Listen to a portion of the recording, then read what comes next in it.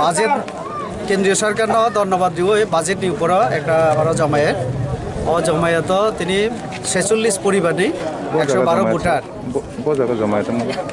গন্ডাছড়া বাজারত তাবুক জমায়েত তঙ্গ এবং ওরা বিভিন্ন দল থেকে সিপিএম তঙ্গ তারপরে বিভিন্ন আঞ্চলিক দল থেকে 46 পরিবারে 112 ভোটার চিনি বিজেপি পার্টিও যোগদান নিখা এবং তাবক চিনি ওরা চিনি সভা চেংনাই আবনে আগে না যোগদান রাখা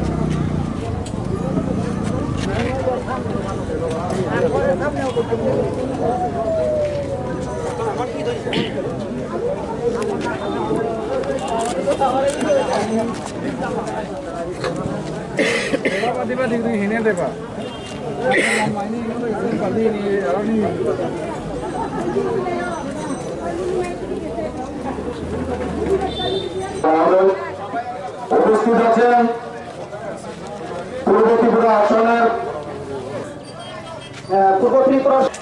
আমাদের মাননীয় সাংসদ এবং আমাদের যে বিকাশ দাদার কথা শোনার জন্য আর আমাদের মাঝে উপস্থিত আমাদের এই 8 নং গঙ্গানগর গন্ডাছড়ার এমডিসি তাছাড়া উপস্থিত আমাদের দলাই জেলা কমিটির আমাদের এসসি মোর্চার সভাপতি আমাদের মণ্ডলের সহসভাপতি এবং উপস্থিত দূর দূরান্ত থেকে সবাইকে আমার আন্তরিক এবং প্রীতির শুভেচ্ছা জানাই।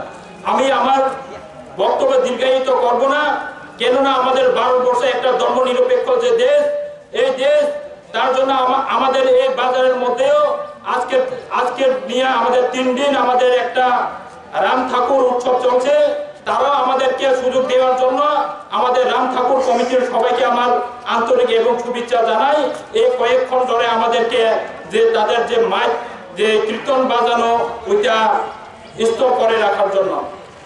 আপনারা সবাই জানেন আমাদের যে ভারতীয় জনতা পার্টি, এই ভারতীয় জনতা পার্টি সরকার আমাদের যে 2018-তে সরকার পরিবর্তনের পরে আমাদের যে গন্ডাছড়াতে কি কি উন্নয়ন করেছেন আপনারা সবাই জানেন। কিন্তু আমরা দেখি আমাদের যে সিপিএম এর যে সময়, সিপিএম এর রাজত্বের যে 25 বছর সময় আমরা দেখি আমাদের এই গন্ডাছড়া সাব ডিভিশনের আমাদেরকে অনেক আমাদের অফিসাররা আসতে চায়নি, কেননা এই অফিসারদেরকে দর দেখে আমাদেরকে এই গন্ডাছড়াটাকে আমাদেরকে অনেক পিছিয়ে রেখেছিল। কিন্তু আমাদের 2018 সরকার পরিবর্তনের পরে আমাদের এই লাইনে মিলে আমাদের অনেক উন্নয়নের পথে আমরা হাঁটছে। তার জন্য আমরা জাতি জনজাতি সবাই আমরা যদি আমরা শান্তি সম্প্রীতি আমরা যদি বজায় রাখতে পারি, আগামী দিনের আমাদের এই গন্ডাছড়া অনেক উন্নয়নের পথে এগিয়ে যাবে। আপনারা সবাই জানেন আমাদের যে এই রাইমে বিলিতে আমাদের যে নারকেল কুঞ্জ, যে নারকেল কুঞ্জ একটা এখন সারা ত্রিপুরা রাজ্যের মধ্যে এক পর্যটন শিল্প হিসাবে এখন গড়ে উঠেছে। এই জায়গাতে আমাদের বাইরে থেকে অনেক দেশান্তর থেকেও আমাদের এই রাইমে বিলের মধ্যে আমাদের এই নারকেল কুঞ্জটাকে দেখতে অনেক কিছু আসবে। তার জন্য আমরা এই জায়গাতে আমাদের নারকেল কুঞ্জটাকে যদি আমরা আরো যদি উপরে যদি উঠতে চাই, তাহলে আমরা এই রাইমাবিলি মানুষ তথা আমাদের এই রাইমাবিলি শুভবুদ্ধি সম্পন্ন জনগণ আমরা যদি শান্তি সম্প্রীতি যদি বজায় রাখি, তাহলে আমাদের এই রাইমাবিলি আমাদের অনেক কিছু উপরে উঠে যাবে। আপনারা জানেন 2018-এর আগে আমাদের এই রাইমাবিলিতে আমরা কি কি পেয়েছি, কিন্তু সরকার পরিবর্তনের পরে এখন আমাদের এই গন্ডাছড়া বাজার এখন আমাদের যে বিল্ডিং শুরু হতে যাচ্ছে। কিন্তু সিপিএম এর সময় আমরা এমন কোনো কিছু পাওয়া যায়নি। তাছাড়াও আমাদের এই সরকার আমাদের নরেন্দ্র মোদীজি তথা আমাদের বিপ্লব দেবজি সরকারের নেতৃত্বে আমাদের এই গন্ডাছড়া এখন উন্নয়নের পথে যাচ্ছে। আপনারা সবাই জানেন আমরা সর্বাঙ্গীন যে বিকাশ, এই সর্বাঙ্গীন বিকাশের আমরা চিন্তাধারা করে এখন আমাদের এই গন্ডাছড়া সাব ডিভিশনের জন্য আমাদের সর্বাঙ্গীন যে আমাদের কল্যাণের জন্য এখন আমাদের যে গন্ডাছড়া হসপিটাল এখন 100 বেডের কাজ অলরেডি শুরু হতে যাচ্ছে। তাছাড়াও আমাদের এই রৈশাবাড়ি হোক, আমাদের এই গন্ডেশ্বর দুম্বুরনগর হোক, আমাদের যে গঙ্গানগর, এই 3টি ব্লকের মধ্যে আমাদের যে জনগণের যে উন্নয়ন, এই উন্নয়নের কাজ অলরেডি 2018 পর থেকে আমরা শুরু অলরেডি করেছি। কিন্তু দেখো আমরা এখনো পর্যন্ত আমাদের যে সিপিএম হোক বা অন্যান্য বিরোধী দলের যারা নেতারা আমাদের জনগণকে শুধু ভুল বুঝিয়ে আমাদেরকে অনেক কিছু ঠকিয়ে রাখছেন। এখন আমরা দেখি আমাদের সরকার পরিবর্তনের পরে এই আমাদের কয়েক মাসের মধ্যে আমাদের যে 1,46,805 আমরা ভোট দিতে পেরেছি, এই জায়গাতে আমরা কোনো পার্টি কালার আমরা বিচার করিনি। তাছাড়া আমাদের যে আজকের যে আমাদের কেন্দ্র সরকার, এই কেন্দ্র সরকার বাজেটের আমাদের মধ্যে সারা ভারতবর্ষের মধ্যে আরো 80 লক্ষ ভোট দেওয়ার জন্য আমাদের সরকার অলরেডি বাজেটের বিল পাস করেছে। এই 80 লক্ষ মানুষকে ভোট দেওয়ার জন্য আমাদের এখন 48,000 কোটি টাকা খরচ করে বাজেটের অলরেডি আমাদেরকে সরকার অলরেডি চিন্তাধারা নিয়েছে। তাছাড়া আমরা দেখি আমাদের এই গন্ডাছড়াতে অনেক জায়গাতে আমাদের রাস্তার যে খারাপ, এই রাস্তা খারাপ আমাদের এই কয়েকদিন আগের যে বাজেটের আমরা দেখে এই বাজেটেরও অলরেডি আরো 25,000 কিলোমিটার রাস্তা কাজ করার জন্য আমরা কেন্দ্র সরকার বাজেটে বিল পাস করেছে। এই 25,000 কিলোমিটার শুধু ভারতবর্ষ, শুধু আমাদের দিল্লি মহারাষ্ট্র না, আমাদের ত্রিপুরা রাজ্যেরও এই 25,000 কিলোমিটারের মধ্যে আমাদের ত্রিপুরা রাজ্যেরও অনেক কিলোমিটার আমাদের রাস্তা কাজ হবে। ওইটা হচ্ছে আমাদের ভারতীয় জনতা পার্টি সরকার। এই সরকার 1 ফেব্রুয়ারিতে বাজেট পেশ করেছে। আপনারা সবাই জানেন এই বাজেট 1 বছরের জন্য এই দেশের মধ্যে সাধারণ মানুষকে বাঁচিয়ে রাখার জন্য, দেশের উন্নতির জন্য কি কি কাজ করা হবে, কোন কোন ক্ষেত্রে কিভাবে করা হবে, কত টাকা খরচ করা হবে, তার যে হিসাব আয় ব্যয়ের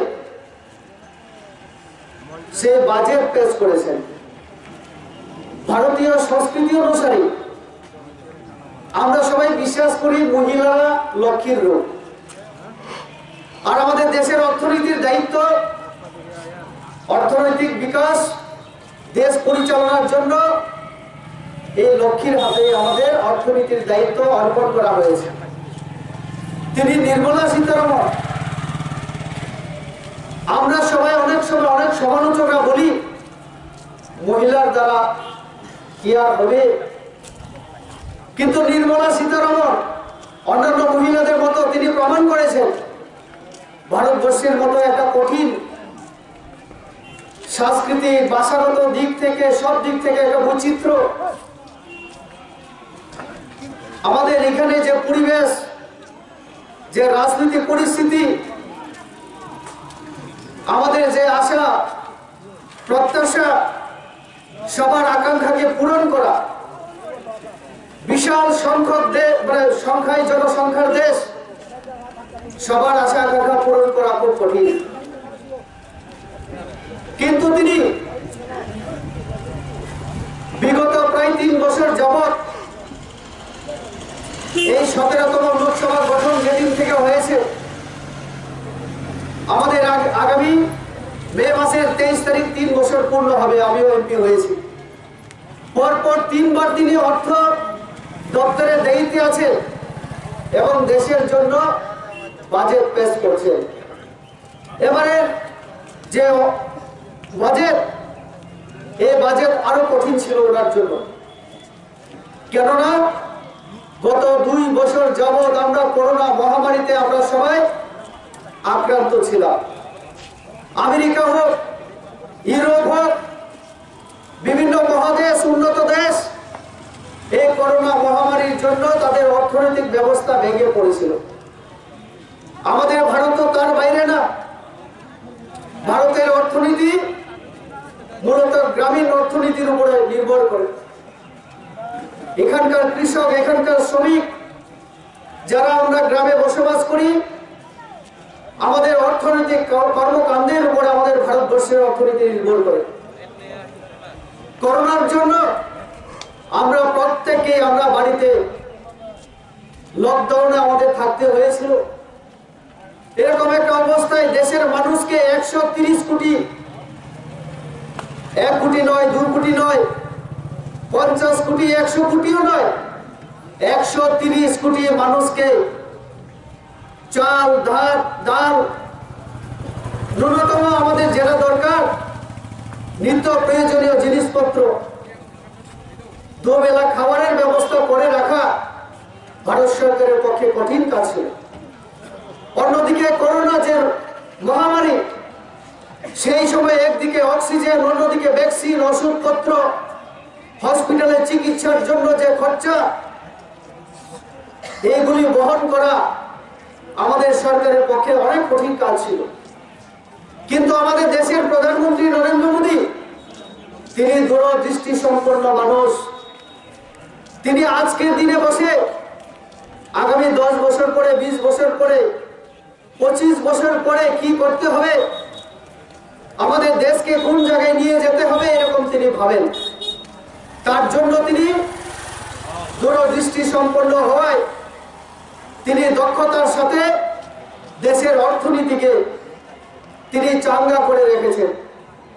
তার সাথে আমাদের নির্মলা সীতারমণ মহিলা হয়েও তিনি দেশের অর্থনীতির দায়িত্ব নিয়ে আমাদের দেশের অর্থনীতিকে যথেষ্ট মজবুত করে রেখেছেন।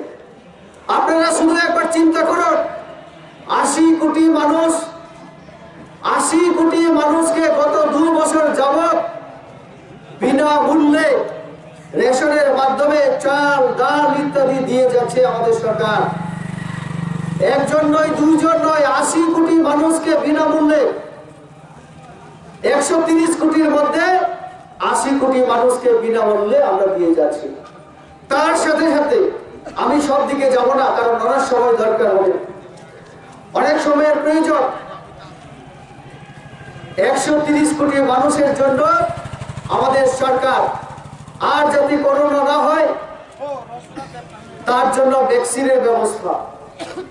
একদিকে আমাদের ভ্যাকসিন ছিল না, আমাদের বিজ্ঞানীরা প্রধানমন্ত্রীর নির্দেশে সরকারি খরচায় আমাদের ভারতবর্ষে দুইটা বড় কোম্পানি আমাদের ভ্যাকসিন আবিষ্কার করলো এবং 7 থেকে 8 মাসের মধ্যে, 1 বছরও লাগেনি, 1 বছরের মধ্যে আমাদের বিজ্ঞানীরা ভ্যাকসিন আবিষ্কার করে আমরা 130 কোটি মানুষের জন্য এই ভ্যাকসিনের ব্যবস্থা করছি।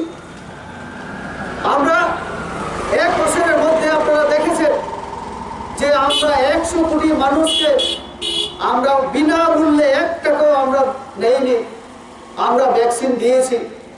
যে সিপিআইএম এবং কংগ্রেসরা একটা সময় ভ্যাকসিন নিয়ে হাসাহাসি করেছিল, অনেক কথা বলেছিল, তারাও আজকে চুপে চাপে সেই ভ্যাকসিন নিয়ে সুস্থ হয়ে আছে।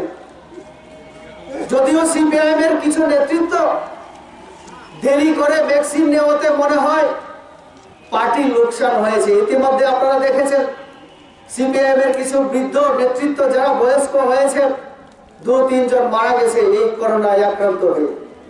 যদি নরেন্দ্র মোদীকে সেই সময় নরেন্দ্র মোদীর কথা মানত, তাহলে আজকে তাদের ওই দশা হয় না।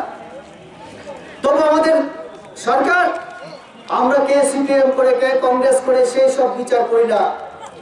130 কোটি মানুষকে 2টা ডোজ, 2টা ফোঁটা ইনজেকশন, 2টা করে দেওয়ার জন্য আমাদের সরকার কাজ করছে। আমি এখনো এখানে দাঁড়িয়ে বলতে পারি, আপনারা যারা সেকেন্ড ডোজ নেননি, আপনারা যোগাযোগ করুন, আপনারা সেই ডোজ দিয়ে নিন। এখন আমাদের 15 থেকে 18 বছর আমাদের যাদের বয়স, তাদেরকে দেওয়ার কাজ চলছে, ফ্রি, টাকা লাগবে না। যদি সিপিএম থাকতো এই রাজ্যের মধ্যে, তাহলে নারী সমিতির নামে, গণমুক্তি পরিষদের নামে ইনজেকশন পেতে গেলে আমাদেরকে 20 টাকা 50 টাকা দিতে হতো। অথচ দেখুন আমাদের নরেন্দ্র মোদীর নির্দেশ, নরেন্দ্র মোদী কি বলেছিলেন? তিনি বলেছিলেন কেউ যেন করাপশন না করে, কেউ যেন দুর্নীতি না করে, গরিব মানুষের কাছ থেকে যেন অন্যায়ভাবে অর্থ আদায় না করে। তার জন্য তিনি বলেছিলেন, না मैं खुद खाऊंगा না मैं किसी को खाने दूंगा। অর্থাৎ তিনি বলেছিলেন না আমি কারো কাছ থেকে টাকার ঘুষ খাবো, না কাউকে খেতে দেব। তার জন্য আজকে 8 বছর হতে চলেছে, আমাদের মে মাসের মধ্যে 8 বছর হবে। মে মাসের 23 তারিখ গত লোকসভা 2019 23 তারিখ রেজাল্ট হয়েছিল আমাদের, অর্থাৎ 23 তারিখ রাত 1:30টার সময় আমি জয়লাভ করেছিলাম। আমাকে সার্টিফিকেট দেওয়া হয়েছিল রাত 1:30টার সময়। আমি 23 তারিখকে যদি ধরি, এই আগামী 23 তারিখ আমাদের 3 বছর পূর্ণ হবে। আর আগে 5 বছর নরেন্দ্র মোদী, 8 বছর প্রধানমন্ত্রী। এই 8 বছরে 8 জন মানুষের নাম আপনারা বলতে পারবেন না যে কোনো এমপি, কোনো মন্ত্রী, কোনো আইএস অফিসার 1 কোটি টাকা ঘুষ খেয়ে জেলে গেছে, বা জেলে মানে পাঠানোর জন্য পুলিশ অ্যারেস্ট করেছে। আগে কংগ্রেস সরকারের সময় আমরা কি শুনতাম? কংগ্রেস সরকারের সময় ওই যে এখন বিএসএনএল এর যে টাওয়ার অনেক জায়গায় নেই, আমি বিএসএনএল টাওয়ারের জন্য দিল্লিতে বারবার আমি কথা বলে মন্ত্রীকে পর্যন্ত আমি ধরে এনেছি আমাদের আমবাসাতে। গত 25 ডিসেম্বর আজাদি কা অমৃত মহোৎসবে আমি তার জন্যই আমি দেবসিং চৌহানকে আমবাসায় এনেছিলাম। আমি এনেছি আরো 3 জন মন্ত্রী কেন্দ্র থেকে। আপনাদের আশীর্বাদে আপনারাই আমাকে ক্ষমতা দিয়েছেন কেন্দ্র থেকে মন্ত্রীকে একদিনের মধ্যে 3 জনকে এনে দেখানো। এটা আমার ক্ষমতা ছিল না, এই ক্ষমতা আপনাদেরই। আপনারা আমাকে ক্ষমতা দিয়েছেন, তার জন্য আমি পেরেছি। আর তার জন্যই আমাদের কোনো মন্ত্রী এই ত্রিপুরা রাজ্যে আসলে কোনো না কোনো কিছু আমাদের দিয়ে যায়। আমি গতদিন আমার ফেসবুকের পেজের মধ্যে আমি আমাদের গন্ডাছড়ার একটা নিউজ আমি শেয়ার করেছিলাম। সেটা কি, আমাদের দুমগুড়ের মধ্যে এমন একটা নৌকা করা হবে এখন, আপনারা সেই নৌকায় রাত্রে ঘুমোতে পারবেন, থাকতে পারবেন, খাওয়ার ব্যবস্থা থাকবে। সেখানে আমরা হেলিকপ্টারে আসার ব্যবস্থা করে দিয়েছি। আগামীতে অনেক রেস্টুরেন্ট হবে, অনেক সেলফ হেল্প গ্রুপ, অনেক এনজিও কে সেখানে কাজ দেওয়া হবে। বাইরের অনেক মানুষ যদি সেখানে ইনভেস্টমেন্ট করতে চায়, তাদেরকেও আমরা সেই ব্যবস্থা করে দেব। আমি এই মার্চ মাসের মধ্যে এখানে আমার কাছে একটা সংস্থা এসেছিল, যুবকরা, তারা মানে দামি দামি বাইক যাদের, তারা একটা সংস্থা করেছে, একটা নাম দিয়ে বাইকার্স মানে মিট এখানে করানো হবে। তারা আমার কাছে যখন বলেছিল ত্রিপুরাতে কোন জায়গায় এরকম বাইকার্স মিট করতে পারে, আমি সঙ্গে সঙ্গে তাদেরকে পরামর্শ দিলাম, তোমরা যদি আমার গন্ডাছড়া দুমগুড়ে এই কাজটা করো তাহলে আমি সব থেকে খুশি হব। আর আমার ব্যক্তিগত তরফ থেকে যা পারি আমি তোমাদের সাহায্য করব। তারপরে আমাদের এমডিসি ভূমিকা, তাদের মানে তাকেও আমি বললাম, আমাদের মন্ডলের সবাইকে আমি বলেছি, আমি যাকে পাই তাকেই বলি। আমার এই করার মানে কথা বলার উদ্দেশ্য একটাই, আমার এই দুমগুড়ের যদি এরকম বাইকার্স মিট করতে পারি, এই বাইকার্স মিট যারা বাইক চালক তারা 28টা রাজ্য থেকে এখানে আসবে 300 বাইকার্স, এবং নেপাল, ভুটান, শ্রীলঙ্কা থেকেও আসার কথা রয়েছে। এখন তারা বুঝবে সেটা কারা কারা আসবে। এই কয়েকদিন পরে একটা মিটিং হবে, এখানে একটা মিট করানোর চেষ্টা আমার চলছে। আমার উদ্দেশ্য এই গন্ডাছড়াকে, এই দুমগুড়কে সারা পৃথিবীর সামনে তুলে দেওয়া, যে আমরা এরকম একটা জায়গা থেকে অনেক লড়াই, অনেক পরিশ্রম করে, আমি যেমন পার্লামেন্টে গেছি জুমিয়া পুত্র, আপনাদের এই আশীর্বাদে আমাদের এই জায়গাকে আমাদের ভারতবর্ষের লোককে দেখানো।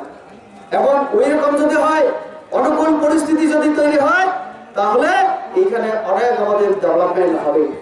আমাদের কেন্দ্রীয় সরকারের এবারে বাজেটে এরকমই পরিকল্পনা নেওয়া হয়েছে।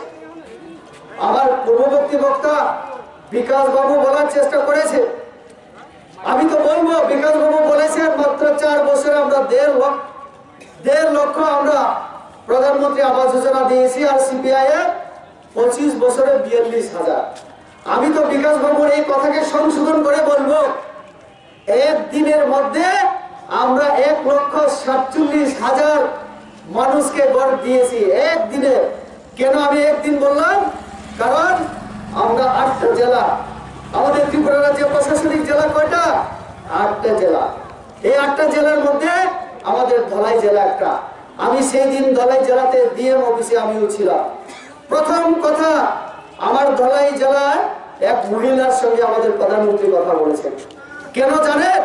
কারণ ধলাই জেলা দেশের মধ্যে 112টা যে জেলা, যে জেলাকে খুব তাড়াতাড়ি উন্নয়ন করার জন্য আমাদের নরেন্দ্র মোদী চিহ্নিত করেছেন, তার মধ্যে আমাদের ধলাই জেলা আছে। অন্য জায়গার মানুষ কিছু পাক না পাক, কিন্তু নরেন্দ্র মোদী ধলাই জেলার জন্য দেবে, এটা আমাদের জন্য আশীর্বাদ। তার জন্যই নরেন্দ্র মোদী সেদিন প্রথম আমাদের ধলাই জেলার একজন মহিলার সাথে কথা বলেছিলেন এবং তিনি জিজ্ঞেস করেছেন, এই যে গড় প্রধানমন্ত্রী আবাস যোজনা আপনি পেয়েছেন, আপনি কি কাউকে কোনো টাকা আপনার দিতে হয়েছিল? কেউ কি আপনার কাছ থেকে টাকা চেয়েছে? উনি পরিষ্কার নরেন্দ্র মোদীকে ডাইরেক্ট বলেছেন ভিডিও কনফারেন্সিং এ, যে বলেছেন না স্যার, আমাকে এরকম কেউ টাকা চায়নি। আপনার সরকার, বিজেপি সরকার এইসব গরিবদের দেওয়ার ক্ষেত্রে কোনো টাকা চায় না। পার্টি, বর্ণ, জাত আমরা কিছু বিচার করি না, এই কথা বলেছেন মহিলা। মহিলা গরিব পরিবার, তিনি বিধবা, তার তো এরকম গড় হওয়ার কথা না। তো এরকম আরো আমাদের রাজ্য সরকারের তরফ থেকে আমাদের মুখ্যমন্ত্রী আরো 20,000 অতিরিক্ত গড় প্রধানমন্ত্রীর কাছে দাবি করে রেখেছেন। আমরাও সেদিন আমাদের উত্তর পূর্বাঞ্চলের সমস্ত এমপিদের 25 জন এমপিকে আমাদের প্রধানমন্ত্রী সকালে আমাদেরকে ডেকেছিলেন। আমরা সেখানে গিয়ে আমিও সেই কথা বলেছি, আমার রাজ্য সরকারের তরফ থেকে আপনি তো 1,59,000 মানে গড় দেওয়ার জন্য তিনি স্যাংশন মানে দিয়ে রেখেছেন ইতিমধ্যে। তার বাইরে আরো 20,000 গড় মানে কত? প্রায় 79,000, 1,79,000 গড়ের জন্য আমরা ব্যবস্থা করে রেখেছি। আগামীতে এখনো যারা গড় পাননি, আমি আপনাদের কথা দিতে পারি যে আপনারা গড় পাবেন। আর সেখানে আমরা গরিব হলে সিপিএম কংগ্রেসকেও আমরা বাদ দেইনি, বরং আমরা দেখেছি এর আগে যে সমস্ত লিস্ট এসেছিল বেশিরভাগ সিপিএমরাই পেয়েছে। আর তার জন্য যারা আমাদের বিজেপি করেন, আইপিএফটি করেন বা অন্য পার্টি, আমি তাদেরও আশ্বস্ত করতে চাই, আপনার নাম যদি এখনো লিস্টে না থাকে আপনাকেও গড় দেওয়া হবে। আপনি যদি প্রকৃতপক্ষে গরিব হয়ে থাকেন, আমরা আপনাদেরকে গড় দেব, চিন্তার কোনো কারণ নেই। আমাদের এবারে বাজেটে এই গড়ের জন্য আবার টাকা রাখা হয়েছে, কোনো অসুবিধা হবে না। রেগা আমাদের গ্রামীণ অর্থনীতির জন্য একমাত্র আয়ের উৎস, আমরা আয় উপার্জন এখান থেকে করি। সিপিএম এর সময় কি হতো? সিপিএম এর সময় রেগার টাকা নিয়ে বাড়ি ফেরার পথে নারী সমিতি, তাদের যুব সংগঠন, তারপরে জিএমপি, আরো কত সংগঠন, 56টা সংগঠনকে 10 টাকা করে যদি দিতেন, কত দিতে হতো বছরে? আমাদের বিজেপি আসার পরে চাঁদার জুলুম একেবারেই শূন্য। চাঁদার জুলুম এখন আপনারা ভুলেই গেছেন 4 বছরে। এখন কাউকে পার্টির জন্য চাঁদা দিতে হয় না, আমরা চাঁদা তুলি না। কিন্তু এখন আমরা দেখছি অনেক আমাদের কর্মচারীরা যে কথা বিকাশবাবু বলার চেষ্টা করছে, আমার কাছেও রিপোর্ট আছে, যদিও আমি সরকারি পদে থেকে এ কথা বলতে পারি না, তার জন্য আমি এ কথাও বলতে চাই, সরকারি কর্মচারী কোনো পার্টির লোক না। সরকারি কর্মচারী একজন নাগরিক হিসেবে ভোট দিতে পারেন গোপন ভাবে, কিন্তু আমাদের চোখে কোনোদিন যেন না পড়েন। সরাসরি রাজনীতি আমরা কিন্তু দেখেই যাচ্ছি, আমরা যথেষ্ট জানি। কাজে এখনো সিপিএম অফিসে গিয়ে চাঁদা দেওয়া, আরো মানুষকে বিভ্রান্ত করার এই যে প্রয়াস অপকৌশল, এগুলি বাদ দেওয়া উচিত। অনেক কর্মচারী সিপিএম বিরোধী দল করেন আমি জানি, কিন্তু আমি একবারের জন্য কাউকে ট্রান্সফার করার জন্য বলিনি। যেদিন আমার কলম চলবে, আমারও অন্তত 10টা মানে ট্রান্সফার করার আমারও ক্ষমতা আছে, অন্তত 10টা ট্রান্সফার করার আমারও ক্ষমতা আছে। আমি চাই না এভাবে যেন করতে হয়। আমরা যারা আমাদের যারা গন্ডাছড়ার কর্মচারী, গন্ডাছড়াতে থাকুন, নিজের এলাকার জন্য কাজ করুন। এবারে একটা সুযোগ আছে, এই গন্ডাছড়ার রাস্তা খারাপ, গন্ডাছড়ায় পানীয় জলের অবস্থা খারাপ ছিল, বিদ্যুতের অবস্থা খারাপ ছিল, কেউ কথা বলার লোক ছিল না। প্রায় 4 বছর যাবৎ তৎকালীন বিধায়ক এই কারেন্ট আপনি আমাদের বিদ্যুৎ দপ্তরে 1,28,000 আমাদের বকেয়া বিল তিনি দেননি। আমি নারায়ণপুরে বাসন দেওয়ার পরে পরের দিন 1 লক্ষ টাকা বিল পেমেন্ট করা হয়েছিল। আমাদের সরকার আসার পরে আমার বাড়ি থেকে যদি আপনারা খোঁজ খবর নিয়ে দেখুন, আমিও তো এখন 5 মাস না দিয়ে থাকতে পারি। বিদ্যুৎ দপ্তর আমার বাড়িতে অন্তত 5 মাস বিদ্যুতের সংযোগ কেটে দেবে না। কিন্তু আমি বাবাকে বলে রেখেছি, আমি যেহেতু নারায়ণপুরে বাসন রেখেছি, বাবা তুমি ভুল করিও যেন 1 মাসও মানে কারেন্টের বিল না দিয়ে থাকো। আমার বাবা এখন রিটায়ারমেন্টে, বয়স্ক মানুষ, প্রত্যেক মাসে তিনি নিজে এসে বিদ্যুতের বিল দিয়ে যান। আমরা এইভাবে কাজ করার চেষ্টা করি। আমরা সিপিএম এর মতো ক্ষমতার অপব্যবহার আমরা করি না।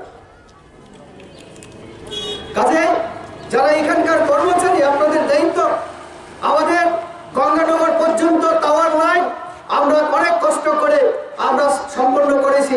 এই টাকা দুর্নীতি মন্ত্রকের অধীনে ছিল। গত 11-12 বছর যাবত সিপিএমরা সেই কাজ করায়নি, তার জন্য সেই টাকা ফিরে গিয়েছিল। আমাদের উপমুখ্যমন্ত্রী আমরা সবাই মিলে, আমি তো ডোনারের কনসালটেটিভ কমিটির মেম্বার, আমি বারবার সেই সময় জিতেন্দ্র সিং আমাদের উপমুখ্যমন্ত্রী, যিনি বিদ্যুৎ মন্ত্রী, আমাদের জিতেন্দ্র বর্মা, ওনার প্রচেষ্টায় আমরা সেই কাজটা গঙ্গানগর পর্যন্ত সম্পন্ন করেছি। আগামীতে আমাদের এখানে হবে, আমাদের এই রতননগর এবং রৈশ্বরী লাইন, সেটাকেও আমরা ভাগ করে দেওয়ার জন্য আমাদের সিদ্ধান্ত হয়েছে। আগামী দিনে গন্ডাছড়াতে যেন লোডশেডিং না হয় সেই চেষ্টা আমরা করছি। কাজে যে সমস্ত কর্মচারী বিদ্যুৎ দপ্তরে কাজ করেন, গন্ডাছড়াই থেকে গন্ডাছড়া সেবা করার সুযোগ পাচ্ছেন, সেবা দিন। রাজনীতি কম করুন, গন্ডাছড়ার জন্য সেবা করুন। কাজে এরকম এই যে রাস্তা, সব থেকে গুরুত্ব দিচ্ছি কমিউনিকেশনের উপরে। আমি প্রতিশ্রুতি দিয়েছিলাম যে যদি আপনারা আশীর্বাদ করেন আমি এইগুলির উপরে সব থেকে কাজ করব। আপনারা দেখেছেন এমপি হওয়ার পরে 20টা রাস্তা বাছাই করে আমি চাপ দিয়ে যে কাজগুলি ছিল 13, 14, 15 সনে কাজ করার কথা, সেই সময় তারা কাজ করেনি। টাকা খরচ করে টাকার হিসাব দেয়নি। সেই যে ঠিকাদাররা পালিয়ে গিয়েছিল, কলকাতা থেকেও ধরে নিয়েছি আমরা। আমাদের মুখ্যমন্ত্রী বারবার হুমকি দিয়ে বলেছেন যদি তোমরা কাজ না করো তাহলে তোমাদের যে লাইসেন্স সেটাকে ব্ল্যাক লিস্টে মানে আমি তালিকাভুক্ত করে দেবো। আর যদি ত্রিপুরা যে কাজ না করতে পারে সেই ব্যবস্থা করে দেব। আমাদের হুমকিতে অনেক কোম্পানি এখন কাজ করছে। এই যে বিএসএফ ক্যাম্প আপনারা গিয়ে দেখুন, আমি যখন ক্লাস 6-এ পড়তাম, 6ষ্ঠ শ্রেণীতে, ক্লাস 6 আমি তখন পড়তাম, তখন থেকে বিএসএফ ক্যাম্প, আমার বাড়ির সামনে যে বিএসএফ ক্যাম্প যে গেট, এই গেট পর্যন্ত পাকা রাস্তা হয়েছিল। আজকে আমি এমপি, 17 বছর আমি চাকরি করেছি, এমএ পাস করার পরে আপনারা চিন্তা করুন এখনো সেই রাস্তা পিস হচ্ছিল না। এসএসসিএল কোম্পানি 13, 14, 15 সনের কাজ, আমি সেই এসএসসিএল কোম্পানিকে ধরে চাপ দিয়ে আজকে সে কাজটা হচ্ছে। বদনিয়াপাড়া থেকে যে রাস্তার কাজ হচ্ছে সেটা আমি করিয়েছি চাপ দিয়ে, আমি সেটা দাবি করতে পারি। আর এখানে যে কিছু কাজ ব্লকের অধীনে হয়েছিল, আমি নাম বলবো না, 3-4 লক্ষ টাকার কাজ তারা দেখিয়েছিল, ইট কিনে সেখানে লাগানো হয়েছে, মেরামত করা হয়েছে। কিন্তু ভিডিওকে আমরা যখন ধরলাম তখন সেই টাকার হিসাব দিতে পারেনি সিপিএম সময়ের কাজ। কাজে এই ছিল গন্ডাছড়া পরিস্থিতি। এই যে রাস্তার করুণ অবস্থা, তার জন্য টাকা কোথা থেকে আসবে? কেন্দ্রীয় সরকার।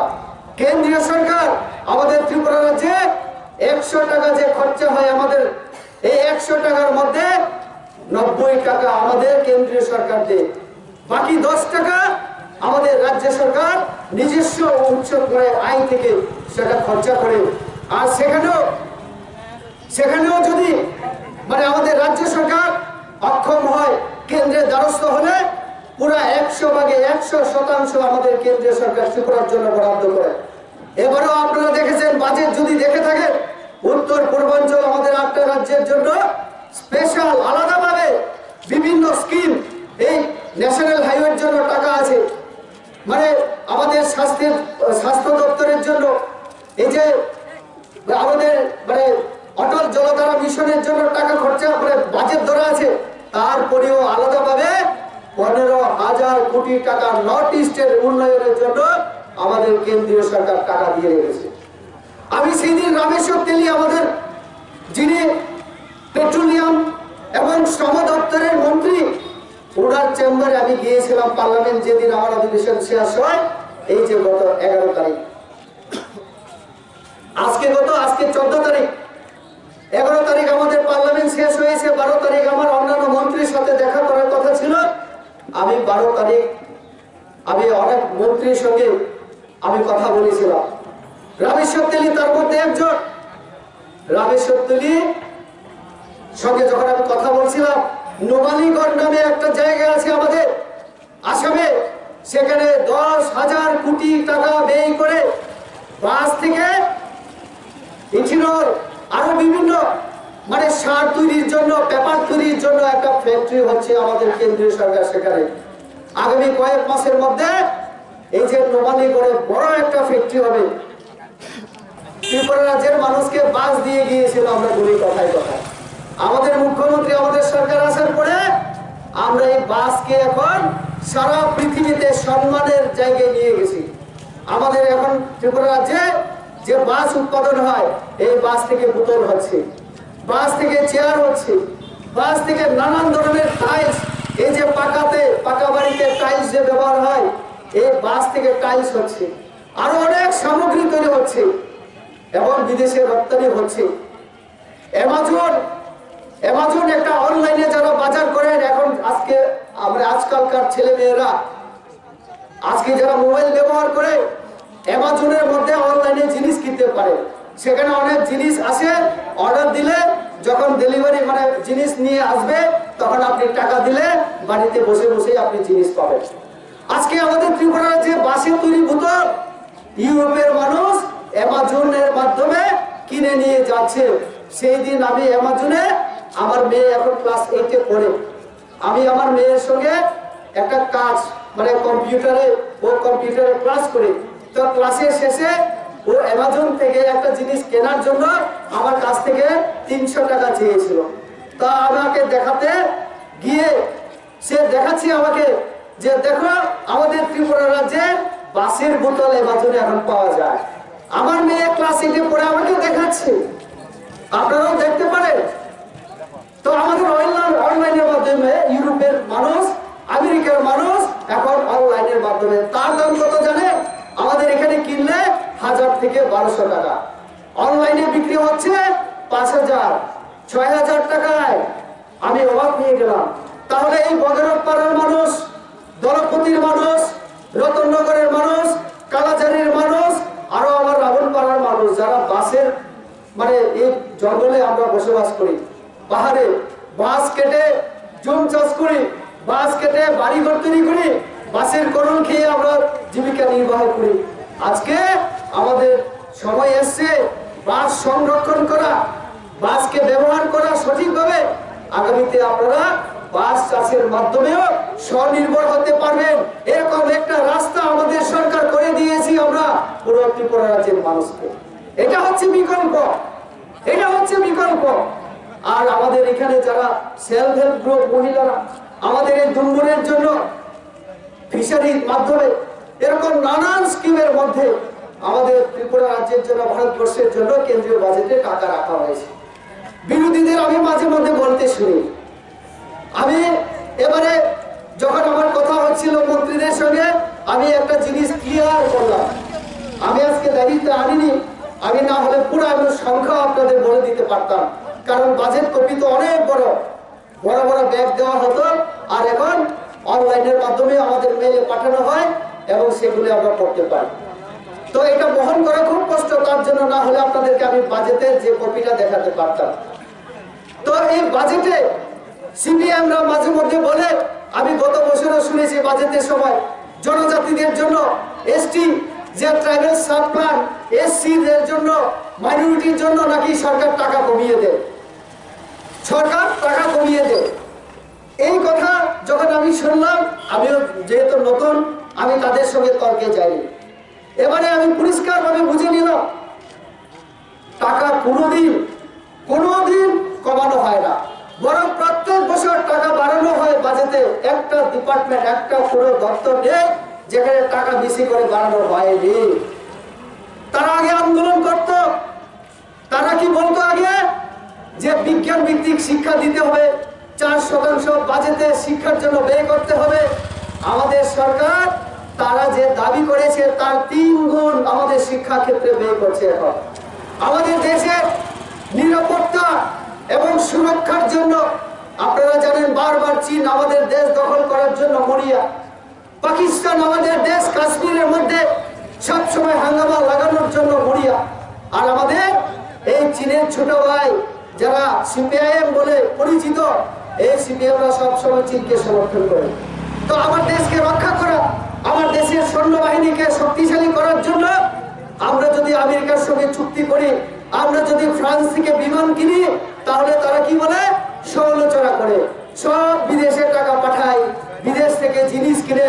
আর তার জন্য আমাদের নরেন্দ্র মোদী যখন আত্মনির্ভর ভারত করার জন্য দেশের মধ্যে দেশের কোম্পানি কামান বানাবে, বন্দুক বানাবে, বিমান বানাবে, জেট বিমান বানাবে যখন ঠিক করলো, এবং 68% মানে 100 টাকা যদি বাজেটে 100 টাকা যদি ধরা হয় ডিফেন্সে খরচা করার জন্য, তাহলে নরেন্দ্র মোদী বলে দিয়েছে 68% মানে 68 টাকা এই ভারতবর্ষের মধ্যে কোম্পানিতে, কোনো কোম্পানিতে, ভারতের কোনো কোম্পানিতে এই জিনিসগুলো তৈরি হবে। তার জন্য আজকে আমাদের এই রায়বেরেলি হওয়া উত্তরপ্রদেশে আমাদের সাউথ ইন্ডিয়ার বিভিন্ন কারখানাতে অত্যাধুনিক বিভিন্ন যুদ্ধের সরঞ্জাম, বন্দুক থেকে শুরু করে, বিমান থেকে শুরু করে, রেলের বিভিন্ন ডাব্বা থেকে শুরু করে আমাদের দেশে তৈরি হচ্ছে। আমাদের দেশ আত্মনির্ভর হচ্ছে, এই জন্য টাকা বাড়িয়ে দিয়েছে। আমি নিজেও আপনাদের আশীর্বাদে এমপি হওয়ার পরে কাশ্মীরে 12 দিন আমার সফর করা শুরু হয়েছে। আমি যখন কাশ্মীরে গিয়ে আমি যখন একটা ছবি আমি ছাপতে শুরু করলাম, সিপিএম গন্ডছড়া থেকে কিছু কিছু নিজের নাম দিতে পারে না, বিভিন্ন ছদ্মনাম দিয়ে, নকল নাম দিয়ে, ফেক অ্যাকাউন্ট করে আমাকে বলে যে এত সুন্দর জায়গায় তুমি এনজয় করছো, আর গন্ডছড়ায় রাস্তা নাই, জল নাই। আমার বিকাশ বাবু পুরো হিসাব দিয়েছে, আমরা এখানে জল দিয়েছি, তারা 25 বছরে করতে পারেনি। আমি যতটুকু জানি 300-র উপরে আমাদের মিনিট দীপ্ত এখানে সুযোগ আছে। আপনারা দেখান, আমাদের এই কাজটা শেষ করার পরে যেখানে প্রয়োজন সেখানে দেব। এই সাহাপাড়ায় একজন বড় নেতা তৎকালীন বিধায়ক বসবাস করেন, আপনারা জানেন।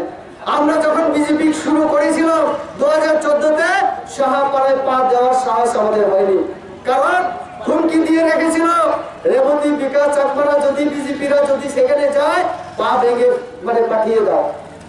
সবাইকে সিপিএম করে রেখেছিল, আর সেখানেও তিনি জল দিতে পারেননি। আমি নিজে, আমরা সবাই এখানে যারা আছি, আমরা সেই জায়গা পরিদর্শন করলাম সাহাপাড়ায়। এখন আমাদের নারমিয়া যে ওনার বাড়ির সামনে আমরা সেই কাজটা করে দেখিয়েছি। আমাদের টাউন হলের সামনে এখন জল যেভাবে এভাবে, এটাই প্রমাণ। আমি আর বেশি উদাহরণ দেব না।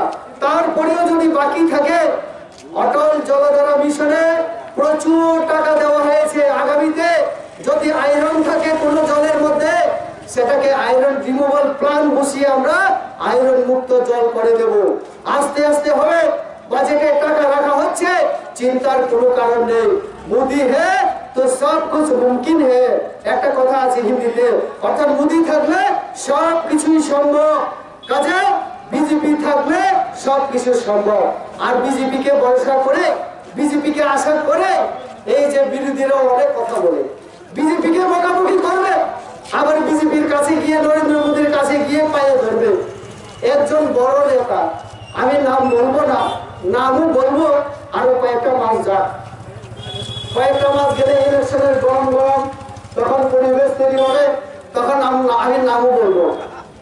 হিন্দিতে একটা কথা বলে, মেনে আপনার নামাক খাই আমি, অর্থাৎ আমি আপনার কাছে মানে লবণ একটা ঋণী হয়ে যায় কারোর বাড়িতে কিছু খেলে। তো আমি একজন বড় নেতাকে আমি সুগার খাইয়েছি। সুগার কেন বললাম জানেন? কারণ প্রথম দেখাতে মিষ্টি মুখ হয়, তো মিষ্টিকে আমরা কি বলি? সুগারই তো বলি, বেশি মিষ্টি খেলে আমার সুগার হয়। তো একজন বড় নেতা দিল্লিতে আমার সঙ্গে দেখা করেছেন, তিনি আমার কাছে পরামর্শ করতে পারেন অনেক কিছু। ত্রিপুরাতে আমরা খুব লড়াই করি, আমাকেও বলে রেবতী তোমাকে আমি দেখে নেব, আমিও বলেছি। কিন্তু দিল্লিতে গিয়ে আমার কোয়ার্টারে গিয়ে আমরা চা খেয়েছি, প্রায় 40-45 মিনিট। আমাকে বলছে আমরা যদি মিলে কাজ না করি তাহলে তো হবে না। আমি সব খুলে বললাম না, বলবো পরে সবাই এলে। বলছে এসো না আমরা এভাবে কাজ করি। তা আমি বললাম আমরা তো আগে থেকে এই নীতিতেই কাজ করি। আমরা কি বলি? সবকা সাথ, সবকা বিকাশ, সবকা বিশ্বাস, সবকা প্রয়াস। এই যে কথা, তার অর্থই তো হচ্ছে সবাই মিলে কাজ করা। তার অর্থই তো হচ্ছে কর্পোরেটকে থামচা। তো আমরা তো সেটাই কাজ করছি গত 7 বছর 8 বছর নরেন্দ্র মোদী আসার পর থেকে। তো আপনারা ঝামেলা করেন ত্রিপুরা রাজ্যে, দিল্লিতে গিয়ে নরেন্দ্র মোদী অমিত শাহর সঙ্গে দেখা করার জন্য আমার সাহায্য চাইছেন তিনি।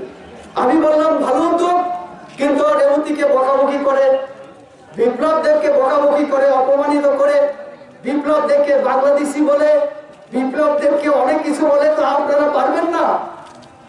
আপনারা ত্রিপুরায় গিয়ে আমাদেরকে অসম্মান করবেন, আর দিল্লিতে মন্ত্রীর সাথে দেখা করতে গেলে রেবতীজি, রেবতী বাবু একটু মন্ত্রীকে বলে দিন না আমার সঙ্গে যাতে 10 মিনিট কথা বলে। আমরা কেন করবো সেই কথা? কেন করব?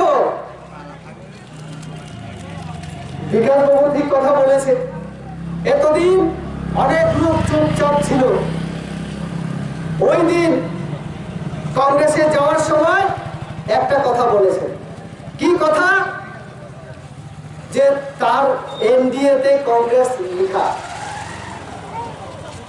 অনেক নেতৃত্ব আছে দল ছাড়ার পরে বলে আমি সব সময় কংগ্রেসই ছিলাম। কিছু লোক আছে ওই যারা মাথায়, আমরা যে বলি, বিকাশ বাবু একটু আগে বলেছে, মাথাকে শেষ করেছে কারা? মানে দাকে আইবিএফটিকে সিপিআইএমরা। তাদের রক্তে ডিএনএ আছে কিছু লোকের, 10% লোকের, বেশি না। আমি একটা সময় আমিও সিপিএম এর হয়ে আমিও যুব সংগঠনে কাজ করেছি, ছাত্র সংগঠনে, কলেজে, ইউনিভার্সিটিতে।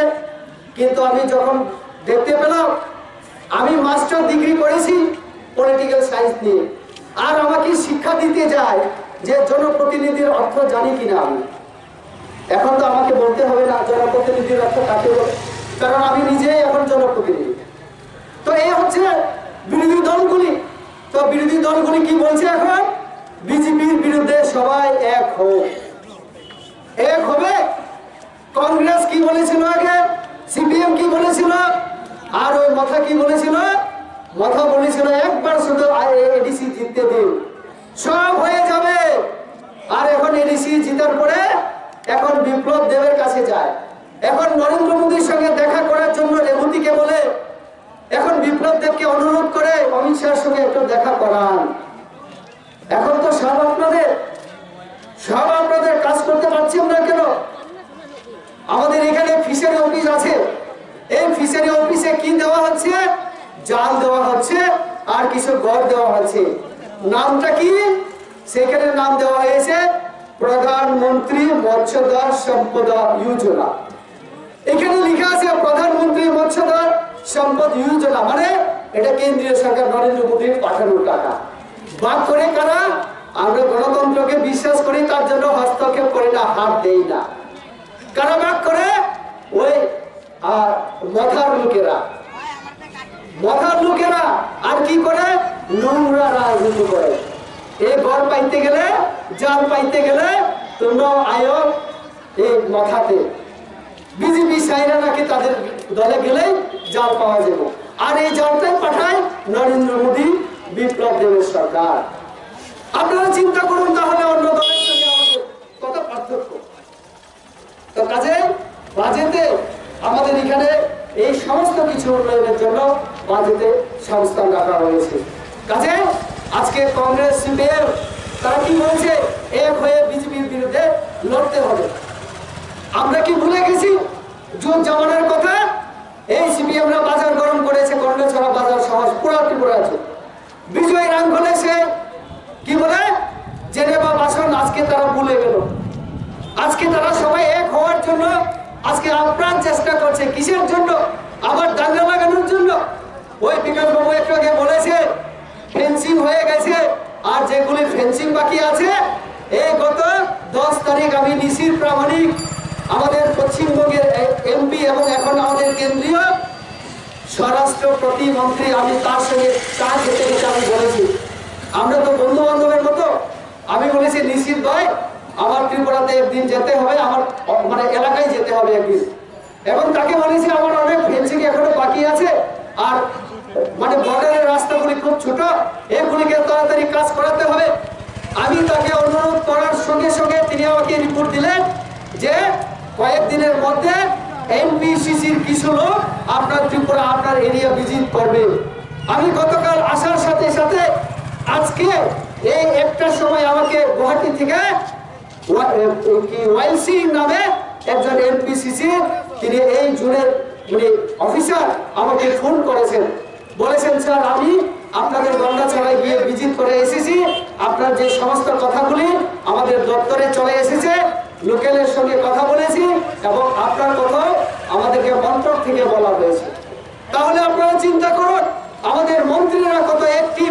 আমি চা খেতে খেতে অনুরোধ করেছিলাম, আর আমার কথা একদিন পরে দপ্তরে যায়, দপ্তরের আধিকারিকরা আমাদের কথায় এই রেশনে এই এলাকা ভিজিট করে চলে যান। এই নিয়ে এই গত 2 মাসে 2 বার ভিজিট করে গেছে এই ফেন্সিং সহ নানান ধরনের সমস্যার সমাধান করার জন্য।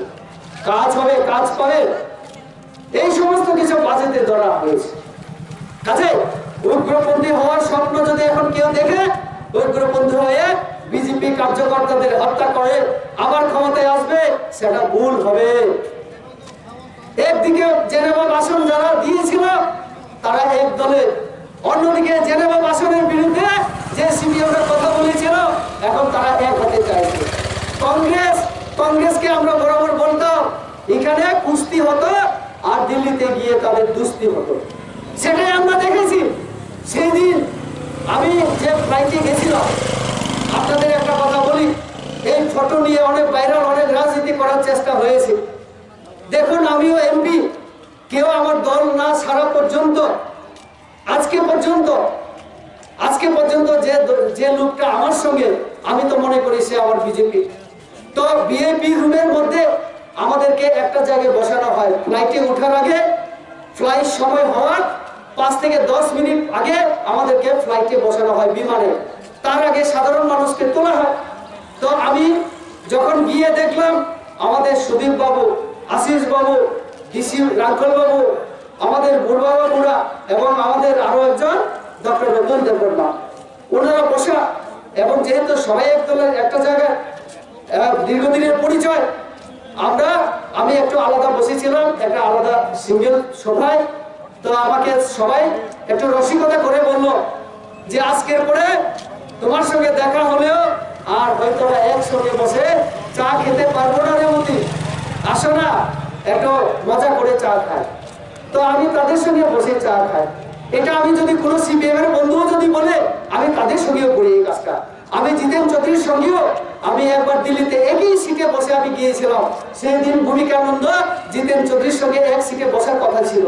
আমি বললাম উনি যেহেতু বয়সে বড়, আমার সঙ্গে আগের থেকে পরিচয়, আমি একটু জেনে নেই ওনার থেকে কি কি সুবিধা অসুবিধা। আমি ভূমিকাকে আমার পেছনে বসালাম, আমি জিতেন বাবুর সঙ্গে আমি বসে গেলাম। তো এটা হয় আমাদের মধ্যে, এটা সামাজিক হিসাবে আমাদের করতেই হয়। আর কি হয়ে গেল, একটা প্রচার করে দিল, রেবতীয় দিল্লিতে গেল, মোবাইল সুইচ অফ করে মানে কংগ্রেসে চলে গেল। একটা অপপ্রচার করার চেষ্টা করলো, মানুষের মনকে দুর্বল করার জন্য, বিজেপি কার্যকর্তাদেরকে দুর্বল করার জন্য। আমি তো ফ্লাইট থেকে নেমে পুরো আমি সোজা আমি চলে গিয়েছিলাম পার্লামেন্ট হাউসের ভিতরে। হাউসের মধ্যে যখন ঢুকে যায় সেখানে নেটওয়ার্ক পাওয়া যায় না। পার্লামেন্টে আমাদেরকে ওয়াইফাই কানেকশন দেওয়া হয়, আমরা সেখানে আমাদের যে পার্লামেন্টের যে অনলাইনের মাধ্যমে যা কিছু আমরা দেখতে পারি, কিন্তু বাইরে মোবাইল টাওয়ার সেখানে পাওয়া যায় না। তার জন্য পার্লামেন্ট যতদিন চলে আপনারা ফোন করবেন, আমাকে সুইচ অফ পাবে। পার্লামেন্টের বাইরে এলে আবার। তো আমি যেহেতু 4:30টার সময় ভিতরে ঢুকলাম, 7টা পর্যন্ত নরেন্দ্র মোদীর ভাষণ চলছিল। আমি যখন 7:15টার সময় বেরিয়ে চা খাওয়ার জন্য, আমি ত্রিপুরা থেকে গিয়ে সেদিন গিয়েছিলাম, খাওয়ার সময় আমার হয়নি, আমি সকালে 9টা-10টার সময় খেয়ে গিয়েছিলাম। তো তার জন্য চা খেতে যখন বসলাম, একটার পর একটা আমার কাছে ফোন গেল সাংবাদিকদের।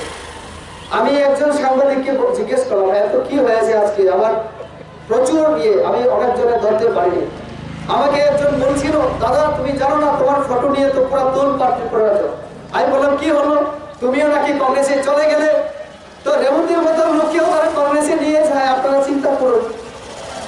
আজকে আপনাদের সামনে আমি ভাষণ রাখছি, আমার দলের কার্যকর্তার মনকে দুর্বল করার জন্য এরকম মানে হয় রাজনীতি। তো আমি সঙ্গে সঙ্গে আমি 10-15 মিনিট পরে পার্লামেন্টের সামনে দাঁড়িয়ে, আপনারা আমার ফেসবুক দেখুন, আমি 5-7 মিনিটের একটা লাইভ দিয়েছি, লাইভ একদম পার্লামেন্টে দাঁড়িয়ে আমি কথা বলেছি, লাইভ দিয়েছি। আজ পর্যন্ত প্রায় 1 লক্ষ মানুষ সেটা দেখেছে, 1 লক্ষ মানুষ, এবং অনেকেই শেয়ার করেছে, প্রায় 10,000-এর মতো বোধহয়। এটা টোটাল গিয়ে আমি দেখেছি, লাইক কমেন্ট শেয়ার বিভিন্নভাবে এটা সেটা হয়েছে। কারণ মানুষকে বিভ্রান্ত করা এটা উস্তাদ হচ্ছে সিপিএম এবং বিরোধী দল। তারা মানুষকে বিভ্রান্ত করবে, বলবে বিজেপি আর আসবে না, আমরা চলে আসি। সিপিএম এর মধ্যে এখন আমরা কি দেখছি, সব বুজুর্গ কর্মীদের যারা সিপিএম এখানে সব 50-এর উপরে, 60-র উপরে। কারণ আরো 5 বছর যদি সিপিএম না আসে, সিপিএমরা এমনিতে মারা যাবে, কারণ বয়সের কারণে কেউ থাকবে না।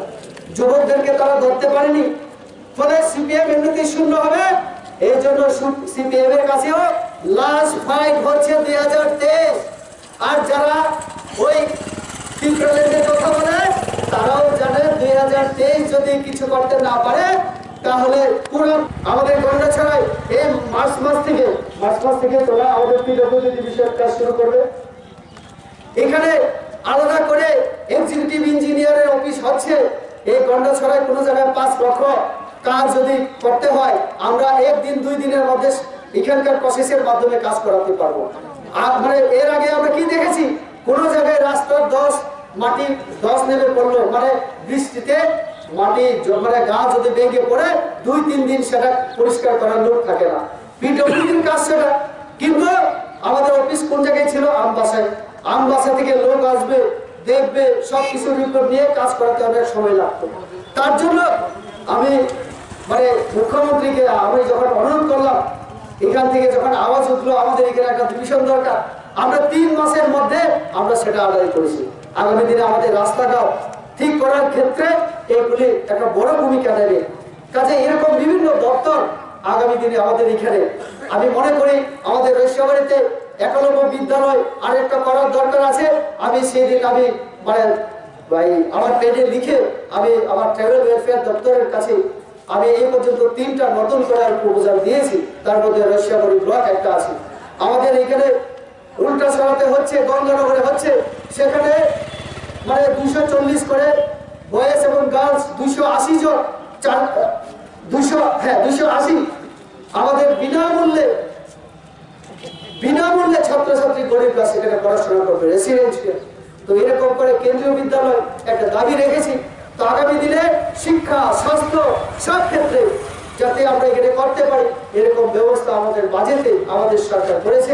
আগামী দিনে এই সবগুলি হবে। কিন্তু তার জন্য একটা কথা মনে রাখতে হবে, আমাদের এই সরকারকে আমাদের টিকিয়ে রাখতে হবে।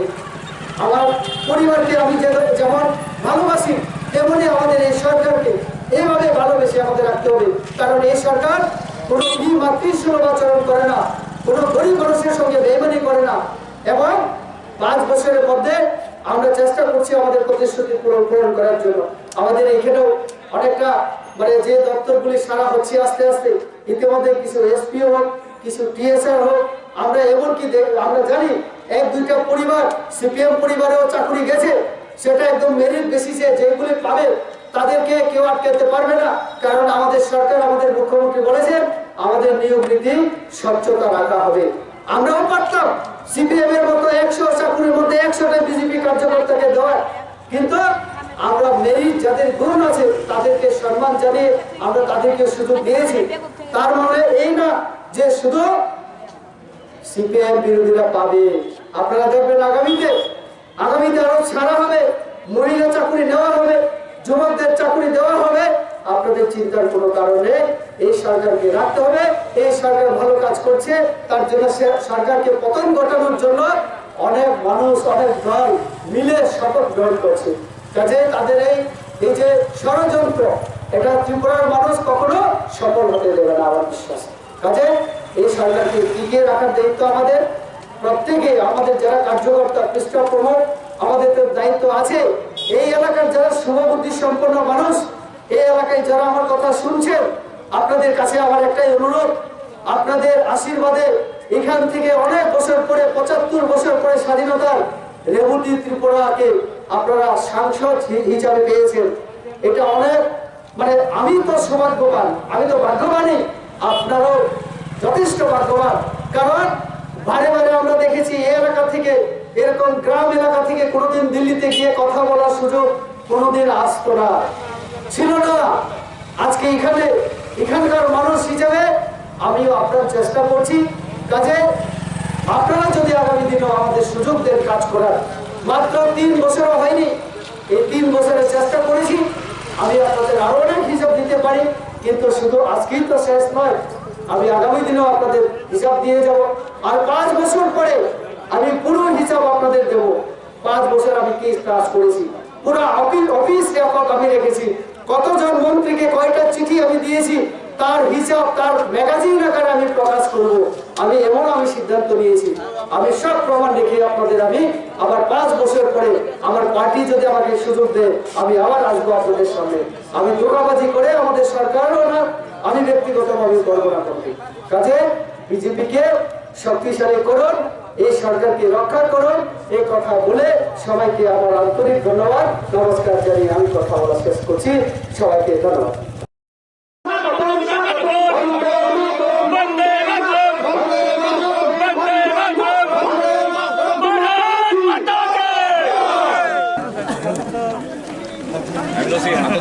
স্লোগান দে, স্লোগান দে। भारत माता के, भारत माता के, बीजेपी, बीजेपी,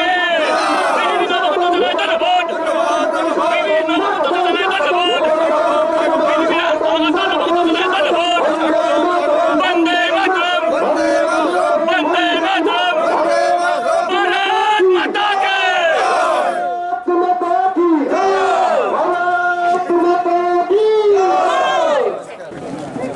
তিনি বাজেট কেন্দ্রীয় সরকার ধন্যবাদ দিব। এই বাজেটনি উপর একটা জমায়েত তিনি 46 পরিবারে 112 ভোটার গন্ডাছড়া বাজারত তাবুক জমায়েত তঙ্গ এবং ওরা বিভিন্ন দল থেকে সিপিএম তঙ্গ, তারপরে বিভিন্ন আঞ্চলিক দল থেকে 46 পরিবারে 112 ভোটার চিনি বিজেপি পার্টিও যোগদান নিখা এবং তাবক চিনি ওরা চিনি সভা চেংনাই আবনে আগেন যোগদান রাখা।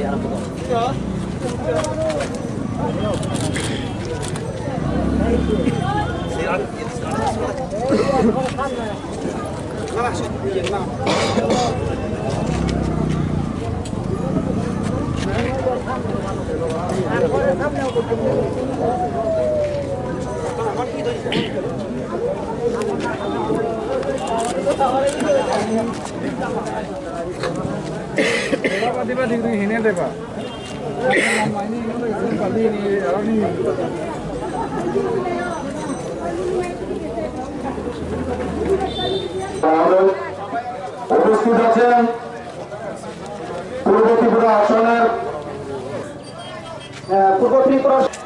আমাদের মাননীয় সাংসদ এবং আমাদের যে বিকাশ দাদার কথা শোনার জন্য, আর আমাদের মাঝে উপস্থিত আমাদের এই 8 নং গঙ্গানগর গন্ডাছড়ার এমডিসি, তাছাড়া উপস্থিত আমাদের দলাই জেলা কমিটির আমাদের এসসি মোর্চার সভাপতি, আমাদের মণ্ডলের সহসভাপতি এবং উপস্থিত দূর দূরান্ত থেকে সবাইকে আমার আন্তরিক এবং প্রীতির শুভেচ্ছা জানাই।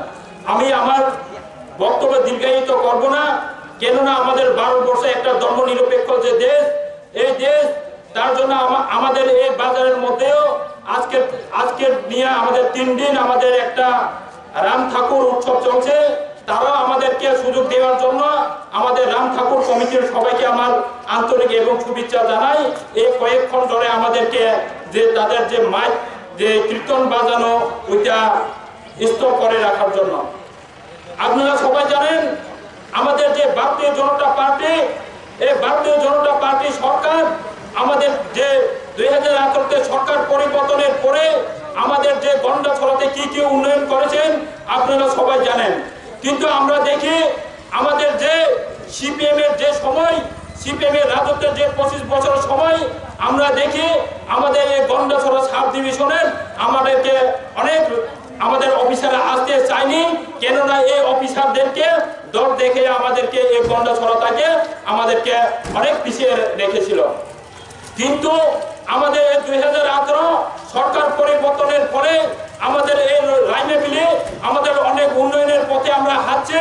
তার জন্য আমরা জাতি জনজাতি সবাই আমরা যদি আমরা শান্তি সম্প্রীতি আমরা যদি বজায় রাখতে পারি, আগামী দিনের আমাদের এই গন্ডাছড়া অনেক উন্নয়নের পথে এগিয়ে যাবে। আপনারা সবাই জানেন আমাদের যে এই রাইমে বিলিতে আমাদের যে নারকেল কুঞ্জ, যে নারকেল কুঞ্জ একটা এখন সারা ত্রিপুরা রাজ্যের মধ্যে এক পর্যটন শিল্প হিসাবে এখন গড়ে উঠেছে। এই জায়গাতে আমাদের বাইরে থেকে অনেক দেশান্তর থেকেও আমাদের এই রাইমে বিলের মধ্যে আমাদের এই নারকেল কুঞ্জটাকে দেখতে অনেক কিছু আসবে। তার জন্য আমরা এই জায়গাতে আমাদের নারকেল কুঞ্জটাকে যদি আমরা আরো যদি উপরে যদি উঠতে চাই, তাহলে আমরা এই রাইমাবিলি মানুষ তথা আমাদের এই রাইমাবিলি শুভবুদ্ধি সম্পন্ন জনগণ আমরা যদি শান্তি সম্প্রীতি যদি বজায় রাখি, তাহলে আমাদের এই রাইমাবিলি আমাদের অনেক কিছু উপরে উঠে যাবে। আপনারা জানেন 2018-এর আগে আমাদের এই রাইমাবিলিতে আমরা কি কি পেয়েছি, কিন্তু সরকার পরিবর্তনের ফলে এখন আমাদের এই গন্ডাছড়া বাজার এখন আমাদের যে বিল্ডিং শুরু হতে যাচ্ছে। কিন্তু সিপিএম এর সময় আমরা এমন কোনো কিছু পাওয়া যায়নি। তাছাড়াও আমাদের এই সরকার আমাদের নরেন্দ্র মোদীজি তথা আমাদের বিপ্লব দেবজি সরকারের নেতৃত্বে আমাদের এই গন্ডাছড়া এখন উন্নয়নের পথে যাচ্ছে। আপনারা সবাই জানেন আমরা সর্বাঙ্গীন যে বিকাশ, এই সর্বাঙ্গীন বিকাশের আমরা চিন্তাধারা করে এখন আমাদের এই গন্ডাছড়া সাব ডিভিশনের জন্য আমাদের সর্বাঙ্গীন যে আমাদের কল্যাণের জন্য এখন আমাদের যে গন্ডাছড়া হসপিটাল এখন 100 বেডের কাজ অলরেডি শুরু হতে যাচ্ছে। তাছাড়াও আমাদের এই রৈশাবাড়ি হোক, আমাদের এই গন্ডাছড়া দুম্বুরনগর হোক, আমাদের যে গঙ্গানগর, এই 3টি ব্লকের মধ্যে আমাদের যে জনগণের যে উন্নয়ন, এই উন্নয়নের কাজ অলরেডি 2018 পর থেকে আমরা শুরু অলরেডি করেছে। কিন্তু দেখো আমরা এখনো পর্যন্ত আমাদের যে সিপিএম হোক বা অন্যান্য বিরোধী দলের যারা নেতারা আমাদের জনগণকে শুধু ভুল বুঝিয়ে আমাদেরকে অনেক কিছু ঠকিয়ে রাখছেন। এখন আমরা দেখি আমাদের সরকার পরিবর্তনের পরে এই আমাদের কয়েক মাসের মধ্যে আমাদের যে 1,46,805 আমরা ভোট দিতে পেরেছি, এই জায়গাতে আমরা কোনো পার্টি কালার আমরা বিচার করিনি। তাছাড়া আমাদের যে আজকের যে আমাদের কেন্দ্র সরকার, এই কেন্দ্র সরকার বাজেটের আমাদের মধ্যে সারা ভারতবর্ষের মধ্যে আরো 80 লক্ষ ভোট দেওয়ার জন্য আমাদের সরকার অলরেডি বাজেটের বিল পাস করেছে। এই 80 লক্ষ মানুষকে ভোট দেওয়ার জন্য আমাদের এখন 48,000 কোটি টাকা খরচ করে বাজেটের অলরেডি আমাদেরকে সরকার অলরেডি চিন্তাধারা নিয়েছে। তাছাড়া আমরা দেখি আমাদের এই গন্ডাছড়াতে অনেক জায়গাতে আমাদের রাস্তার যে খারাপ, এই রাস্তা খারাপ আমাদের এই কয়েকদিন আগে যে বাজেটের আমরা দেখে এই বাজেটের অলরেডি আরো 25,000 কিলোমিটার রাস্তা কাজ করার জন্য আমরা কেন্দ্র সরকার বাজেটে বিল পাস করেছে। এই 25,000 কিলোমিটার শুধু ভারতবর্ষ, শুধু আমাদের দিল্লি মহারাষ্ট্র না, আমাদের ত্রিপুরা রাজ্যেরও এই 25,000 কিলোমিটারের মধ্যে আমাদের এই ত্রিপুরা রাজ্যের অনেক কিলোমিটার আমাদের রাস্তা কাজ হবে। ওইটা হচ্ছে আমাদের ভারতীয় জনতা পার্টির সরকার। এই সরকার আমাদের শুধু উন্নয়নের জন্য কাজ করে গেছেন। আর আপনার যদি আমাদের এই সরকারকে যদি সময় দেয় আর আমাদের এই 44 রাইমাবিলিটিও আমাদের আগামী দিনে আরো অনেক কিছু ডেভেলপ হবে। তার জন্য আমি আমাদের এই মঞ্চের সামনে আমাদের অলরেডি উৎসব চলছে, তার জন্য আমি আরো বেশি দিকে তো কথা বলবো না। এই কয়েকটি সংক্ষিপ্ত কথা বলে আমার বক্তব্য এখানে শেষ করছে। সবাইকে নমস্কার। বন্দে মাতরম। ভারত মাতা কি জয়। আমাদের অর্থমন্ত্রী যিনি আবার মহিলা নির্মলা সীতারমণ, তিনি কয়েকদিন আগে ফেব্রুয়ারি মাসের 1 ফেব্রুয়ারিতে বাজেট পেশ করেছেন। আপনারা সবাই জানেন এই বাজেট 1 বছরের জন্য এই দেশের মধ্যে সাধারণ মানুষকে বাঁচিয়ে রাখার জন্য, দেশের উন্নতির জন্য কি কি কাজ করা হবে, কোন কোন ক্ষেত্রে কিভাবে করা হবে, কত টাকা খরচ করা হবে, তার যে হিসাব আয় ব্যয়ের সে বাজেট পেশ করেছেন। ভারতীয় সংস্কৃতি অনুসারে আমরা সবাই বিশ্বাস করি মহিলারা লক্ষ্মীর রূপ, আর আমাদের দেশের অর্থনীতির দায়িত্ব, অর্থনৈতিক বিকাশ, দেশ পরিচালনার জন্য এই লক্ষ্মীর হাতে আমাদের অর্থনীতির দায়িত্ব অর্পণ করা হয়েছে। তিনি নির্মলা সীতারমণ।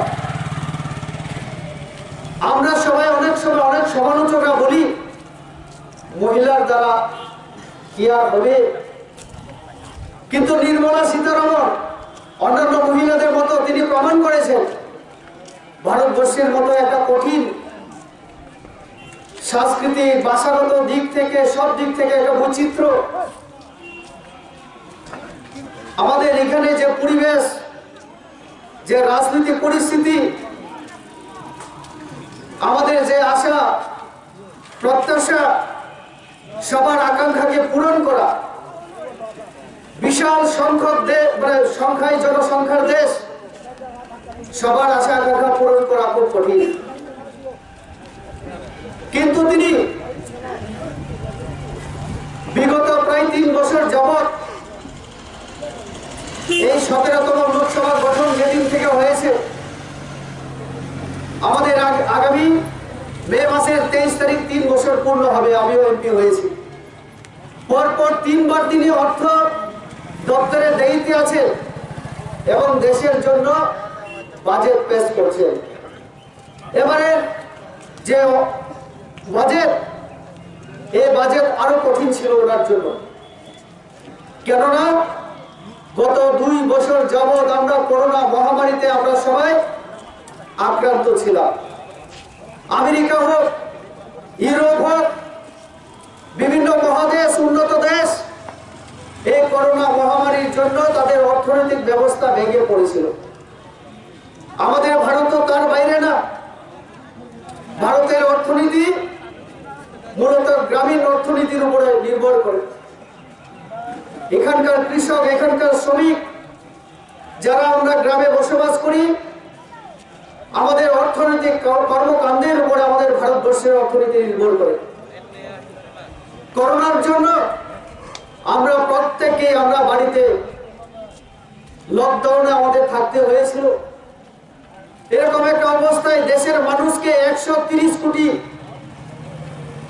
1 কোটি নয়, 2 কোটি নয়, 50 কোটি, 100 কোটিও নয়, 130 কোটি মানুষকে চাল, ডাল, ন্যূনতম আমাদের যেটা দরকার নিত্য প্রয়োজনীয় জিনিসপত্র, 2 বেলা খাবারের ব্যবস্থা করে রাখা ভারত সরকারের পক্ষে কঠিন কাজ ছিল। অন্যদিকে করোনা যে মহামারী, সেই সময় একদিকে অক্সিজেন, অন্যদিকে ভ্যাকসিন, ওষুধপত্র, হসপিটালে চিকিৎসার জন্য যে খরচা, এইগুলি বহন করা আমাদের সরকারের পক্ষে অনেক কঠিন কাজ ছিল। কিন্তু আমাদের দেশের প্রধানমন্ত্রী নরেন্দ্র মোদী, তিনি দূরদৃষ্টি সম্পন্ন মানুষ। তিনি আজকের দিনে বসে আগামী 10 বছর পরে, 20 বছর পরে, 25 বছর পরে কি করতে হবে, আমাদের দেশকে কোন জায়গায় নিয়ে যেতে হবে, এরকম তিনি ভাবেন। তার জন্য তিনি দূরদৃষ্টি সম্পন্ন হওয়ায় তিনি দক্ষতার সাথে দেশের অর্থনীতিকে তিনি চাঙ্গা করে রেখেছেন। তার সাথে আমাদের নির্মলা সীতারমণ মহিলা হয়েও তিনি দেশের অর্থনীতির দায়িত্ব নিয়ে আমাদের দেশের অর্থনীতিকে যথেষ্ট মজবুত করে রেখেছেন। আপনারা শুধু একবার চিন্তা করুন, 80 কোটি মানুষ, 80 কোটি মানুষকে গত 2 বছর যাবৎ বিনামূল্যে রেশনের মাধ্যমে চাল, ডাল ইত্যাদি দিয়ে যাচ্ছে আমাদের সরকার। একজন নয়, দুইজন নয়, 80 কোটি মানুষকে বিনামূল্যে, 130 কোটির মধ্যে 80 কোটি মানুষকে বিনামূল্যে আমরা দিয়ে যাচ্ছি। তার সাথে সাথে আমি সব দিকে যাব না, কারণ অনেক সময় দরকার হবে, অনেক সময়ের প্রয়োজন। 130 কোটি মানুষের জন্য আমাদের সরকার আর যাতে করোনা না হয় তার জন্য ভ্যাকসিনের ব্যবস্থা। একদিকে আমাদের ভ্যাকসিন ছিল না, আমাদের বিজ্ঞানীরা প্রধানমন্ত্রীর নির্দেশে সরকারি খরচায় আমাদের ভারতবর্ষে দুইটা বড় কোম্পানি আমাদের ভ্যাকসিন আবিষ্কার করলো এবং 7 থেকে 8 মাসের মধ্যে, 1 বছরও লাগেনি, 1 বছরের মধ্যে আমাদের বিজ্ঞানীরা ভ্যাকসিন আবিষ্কার করে আমরা 130 কোটি মানুষের জন্য এই ভ্যাকসিনের ব্যবস্থা করছি। আমরা 1 বছরের মধ্যে আপনারা দেখেছেন যে আমরা 100 কোটি মানুষকে আমরা বিনামূল্যে 1 টাকাও আমরা নেইনি, আমরা ভ্যাকসিন দিয়েছি। যে সিপিআইএম এবং কংগ্রেসরা একটা সময় ভ্যাকসিন নিয়ে হাসাহাসি করেছিল, অনেক কথা বলেছিল, তারাও আজকে চুপে চাপে সেই ভ্যাকসিন নিয়ে সুস্থ হয়ে আছে। যদিও সিপিআইএম এর কিছু নেতৃত্ব দেরি করে ভ্যাকসিন নেওয়াতে মনে হয় পার্টির লোকসান হয়েছে। ইতিমধ্যে আপনারা দেখেছেন সিপিআইএম এর কিছু বৃদ্ধ নেতৃত্ব যারা বয়স্ক হয়েছে, 2-3 জন মারা গেছে এই করোনায় আক্রান্ত হয়ে। যদি নরেন্দ্র মোদীকে সেই সময় নরেন্দ্র মোদীর কথা মানত তাহলে আজকে তাদের ওই দশা হয় না। তবে আমাদের সরকার, আমরা কে সিপিএম করে কে কংগ্রেস করে সেই সব বিচার করি না। 130 কোটি মানুষকে 2টা ডোজ, 2টা ফোঁটা ইনজেকশন, 2টা করে দেওয়ার জন্য আমাদের সরকার কাজ করছে। আমি এখনো এখানে দাঁড়িয়ে বলতে পারি, আপনারা যারা সেকেন্ড ডোজ নেননি আপনারা যোগাযোগ করুন, আপনারা সেই ডোজ দিয়ে নিন। এখন আমাদের 15 থেকে 18 বছর আমাদের যাদের বয়স তাদেরকে দেওয়ার কাজ চলছে, ফ্রি, টাকা লাগবে না। যদি সিপিএম থাকতো এই রাজ্যের মধ্যে তাহলে নারী সমিতির নামে, গণমুক্তি পরিষদের নামে ইনজেকশন পেতে গেলে আমাদেরকে 20 টাকা 50 টাকা দিতে হতো। অথচ দেখুন আমাদের নরেন্দ্র মোদীর নির্দেশ, নরেন্দ্র মোদী কি বলেছিলেন? তিনি বলেছিলেন কেউ যেন করাপশন না করে, কেউ যেন দুর্নীতি না করে, গরিব মানুষের কাছ থেকে যেন অন্যায়ভাবে অর্থ আদায় না করে। তার জন্য তিনি বলেছিলেন না মে খুদ খাউঙ্গা না মে কিসি কো খানে दूंगा। অর্থাৎ তিনি বলেছিলেন না আমি কারো কাছ থেকে টাকার ঘুষ খাবো, না কাউকে খেতে দেব। তার জন্য আজকে 8 বছর হতে চলেছে, আমাদের মে মাসের মধ্যে 8 বছর হবে। মে মাসের 23 তারিখ গত লোকসভা 2019 23 তারিখ রেজাল্ট হয়েছিল আমাদের। অর্থাৎ 23 তারিখ রাত 1:30টার সময় আমি জয়লাভ করেছিলাম, আমাকে সার্টিফিকেট দেওয়া হয়েছিল রাত 1:30টার সময়। আমি 23 তারিখকে যদি ধরি, এই আগামী 23 তারিখ আমাদের 3 বছর পূর্ণ হবে। আর আগের 5 বছর নরেন্দ্র মোদী 8 বছর প্রধানমন্ত্রী। এই 8 বছরে 8 জন মানুষের নাম আপনারা বলতে পারবেন না যে কোনো এমপি, কোনো মন্ত্রী, কোনো আইএস অফিসার 1 কোটি টাকা ঘুষ খেয়ে জেলে গেছে বা জেলে পাঠানোর জন্য পুলিশ অ্যারেস্ট করেছে। আগে কংগ্রেস সরকারের সময় আমরা কি শুনতাম? কংগ্রেস সরকারের সময় ওই যে এখন বিএসএনএল এর যে টাওয়ার অনেক জায়গায় নেই, আমি বিএসএনএল টাওয়ারের জন্য দিল্লিতে বারবার আমি কথা বলে মন্ত্রীকে পর্যন্ত আমি ধরে এনেছি আমাদের আমবাসাতে। গত 25 ডিসেম্বর আজাদি কা অমৃত মহোৎসবে আমি তার জন্যই আমি দেবসিং চৌহানকে আমবাসায় এনেছিলাম। আমি এনেছি আরো 3 জন মন্ত্রী কেন্দ্র থেকে। আপনাদের আশীর্বাদে আপনারাই আমাকে ক্ষমতা দিয়েছেন কেন্দ্র থেকে মন্ত্রীকে একদিনের মধ্যে 3 জনকে এনে দেখানো। এটা আমার ক্ষমতা ছিল না।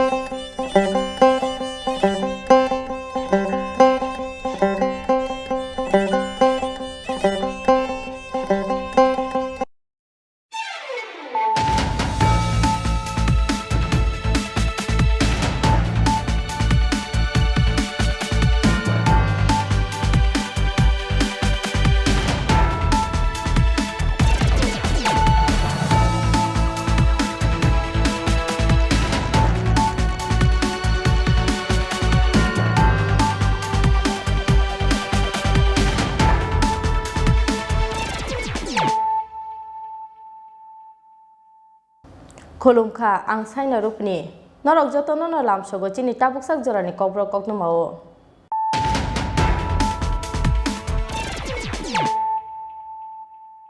Puilan fadinale firon tinin kokno ma bokraro CPM ni haste tangphang kokse chamuti samani no teye pro khlaina ni challenge khaika haste hafang pro wai kokse samung ni mukthang phlobai maya hanke kerong ni lama te khlaijak nai karak saktharmo Tangsalo Secretary to kaisa kokthum panda ringai o sakai muraka Mantri Shanta Chaudhary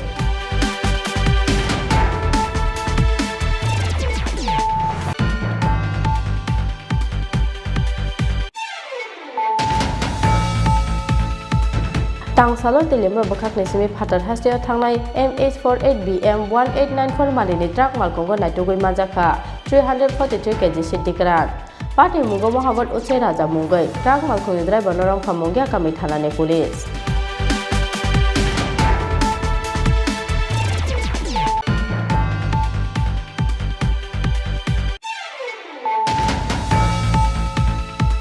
Lai thalai bisik tham segango 14 February salmario Jammu Kashmir ni Pulwama amchayo silai patham teine rokni yago buma rejagai buthar jakmani khorok buri CRPF jawan Tang salo borokno muitu khlai borom yafarmani panda khlaikha agotara salbagan 124 battalions ni CRPF jawan ro manjaka CRPF 124 battalions ni commander Mukesh Teginu khoboi CRPF ni kubun kusuk ajamaro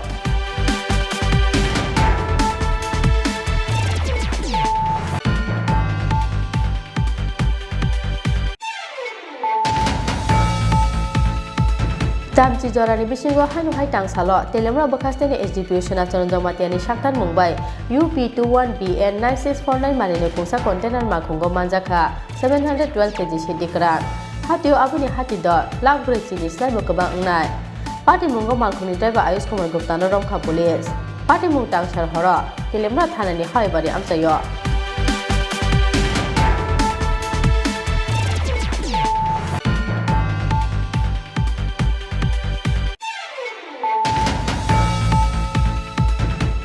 February Salmari Angka Hamjanglai Bororokni bagai kaisa mukumu ganang Salmari Valentine's Day salno ragai tang salo Rajako Aglini dalbida khum phalmani phalno gonuk jaka sikla sikri rokni kuhuk laimani mangpili aboni loge loge khapurmani bororokno sokar tomani bisingtei or salno muito naraknani bagai nukjak